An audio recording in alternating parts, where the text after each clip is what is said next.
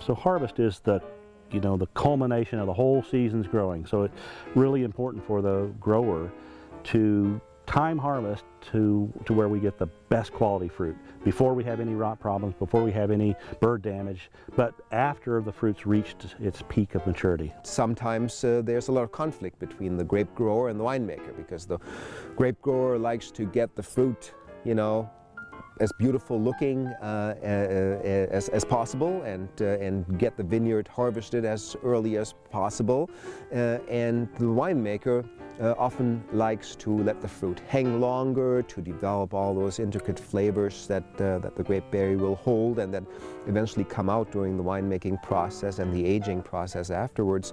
Are we risking losing the crop by delaying harvest, or is it only going to get better? For us in the Midwest, a lot of times we're really worried about the weather, not the climate, it's the weather. And if we have a lot of rain coming that could jeopardize the fruit quality, then we probably are going to go ahead and make the decision to harvest before, if the fruit's good enough.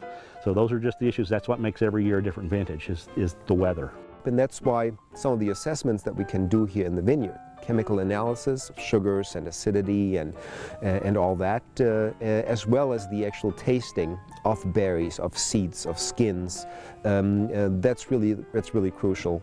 One of the things that we always do is test sugars, and we do that with a refractometer.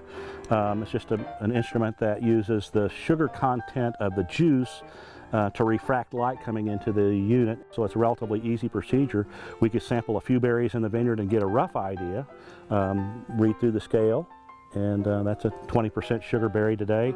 But there's a lot of berries on that cluster, more than 100 or so. They might not all be at 20% sugar. And so we have a whole protocol that we go through in terms of how many clusters we sample, how many berries, individual berries we sample, whether we try to take variability out by sampling specific sides of the vine, shaded fruit, sun-exposed fruit, different sides of the vine, different positions in the canopy.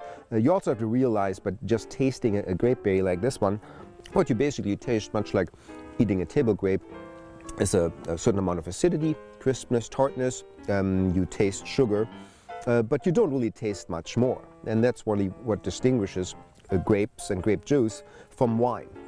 Most of the aromas that we smell in wine are already present in the grapes, but they are bound to the sugar molecules in the grape berry. And only during the fermentation process, during the aging process, in the barrel, in the tank, in the bottle, will those aromas come out. You will only truly know what the quality of this vintage was once the wine is in the bottle or once the wine is in the glass. So no winemaker can truly, completely predict what the wine will taste like made from those grapes. But based on experience, you have a good idea as to when those grapes should be harvested. And so that's where we're always encourage the vineyard managers to give us a little bit more time before we bring all the fruit in to really make the best wine.